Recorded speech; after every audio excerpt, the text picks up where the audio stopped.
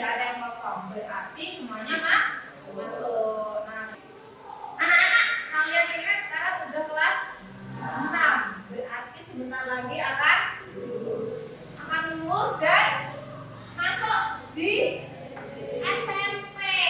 Nah, kira-kira kalau di SMP teman kalian itu sama kayak ini enggak? Ada yang sama, ada yang beda, gitu ya kan? Tapi kebanyakan itu nanti akan berasal masih dari daerah luar kampung. Nah, setelah SMP kalian menginjak ke SMA. Nah, SMA biasanya masih di sekitar sini, gitu. Nah, teman-temannya juga biasanya masih asalnya dari daerah Blitar. Nah, kalau sudah perguruan tinggi, tahu perguruan tinggi, kuliah, itu temannya pasti sudah dari kota-kota lain, benar? Tidak cuma dari Blitar. Blitar itu kan Jawa Timur, ya toh? Ada dari Jawa Tengah, ada dari Jawa Barat, itu ada yang dari NTB, ada yang dari Kalimantan. Nah, tentu nggak cuma dari asal wilayahnya aja, tidak asal daerahnya aja yang berbeda, tapi logat bahasanya juga, bahkan sampai juga agamanya juga berbeda. Ada yang agama Kristen, terus ada lagi agama Buddha, terus Hindu, Konghucu, Kristen. Kristen itu kan ada Kristen Katolik, ada Kristen Protestan. Kira-kira bagaimana nanti ketika anak-anak sudah ada di lingkungan kuliah? Nah, bagaimana menghadapi itu? Kalian sudah ada gambaran belum? Kalau misalnya kalian ketemu sama temennya daerahnya itu berbeda, agamanya berbeda, tapi kalian itu satu kelas, belum ya? Oke, hari ini kita mau mensimulasikan kelas ini seolah-olah kelas ini itu berasal dari suku yang berbeda, agamanya juga berbeda-beda. Ya, kita akan mensimulasikan. Oke, sekarang mungkin mau kalian membentuk kelompok yang namanya berkelompok, yang namanya belajar bareng. Itu kita tidak membedakan ini laki-laki, ini perempuan, ini dari keluarga apa, ini agamanya apa. Kita tidak membedakan.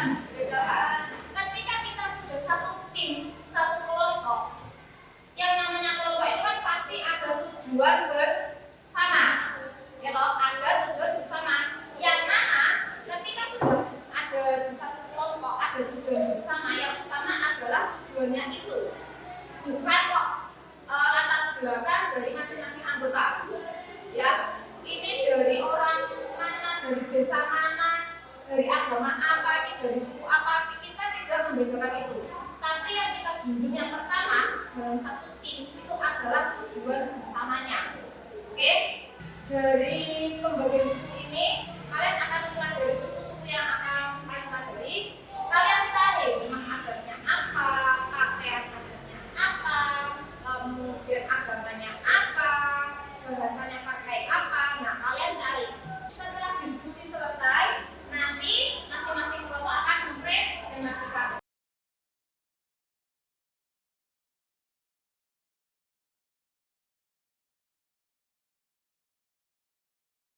Kami mengidentifikasi suku Antoni atau Dawan Timur. Suku Antoni adalah kelompok etnis asli terbesar di Timur Barat. Pakaian tradisional suku Antoni atau Dawan Timur sering disebut Amaraji. Wanita memakai kebaya dan selendang, sementara pria menggunakan kemeja, baju, syukur, dan sarung diikat di pinggang. Musik tradisional suku Antoni atau Dawan Timur bercirikan ritme dinamis dan semangat opsional menggunakan alat musik seperti trio, biola tradisional, gong timur, cendera budaya, gitar, Kami akan mengidentifikasi suku Bali. Pakaian adat budaya Bali terdiri dari pakaian kain, potongan,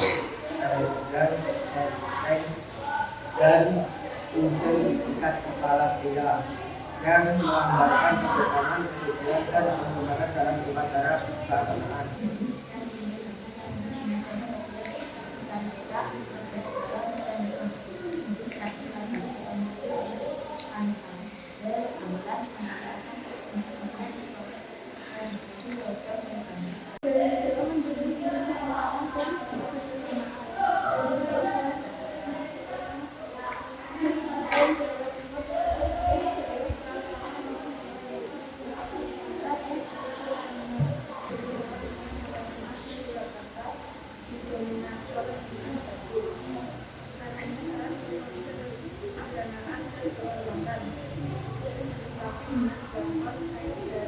Baik, kalian sudah berdiskusi, masing-masing kelompok ada yang dari suku Jawa, ada yang dari suku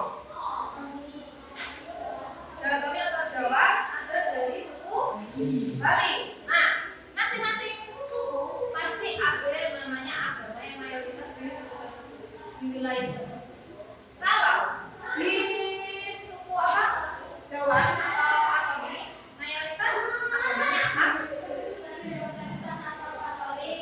Kristen, Protestan atau Katolik, di sana kebanyakan pemeluk agama Kristen. Sedangkan di Pulau Jawa mayoritas agama Islam. Beda lagi kalau kita ke Pulau Bali. Kalau di suku Bali mayoritas agamanya agama Hindu. Nah, inilah meskipun Indonesia itu kan dari Sabang sampai Merauke. Pulaunya totalnya ada berapa? 38 sekarang. Dan yang kita bahas di kelas ini baru 3 suku.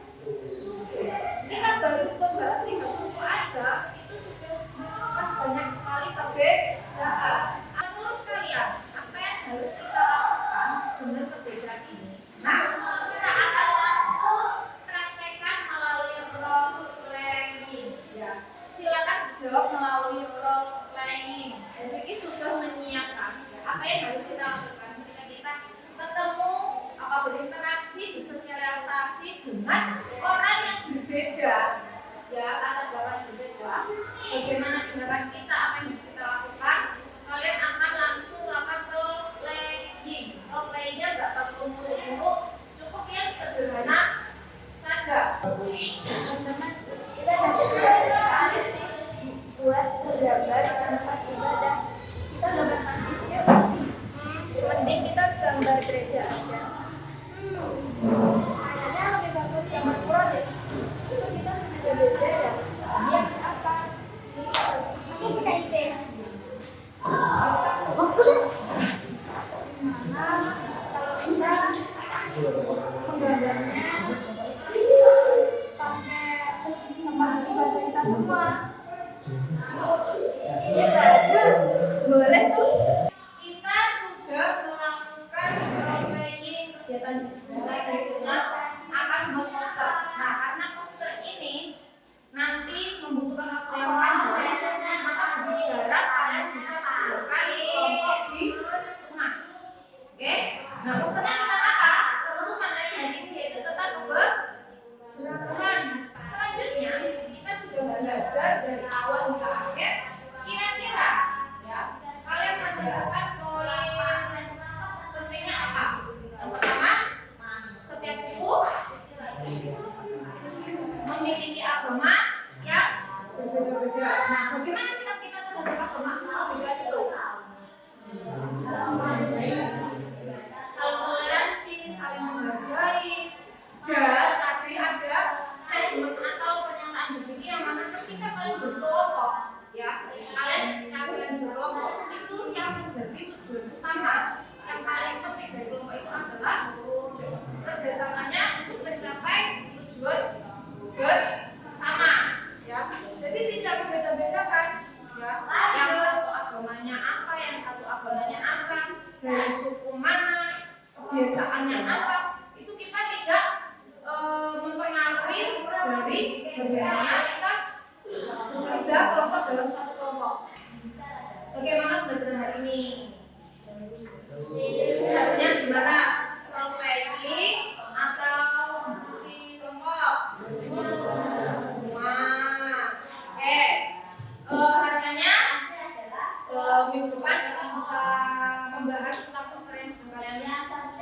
Dua.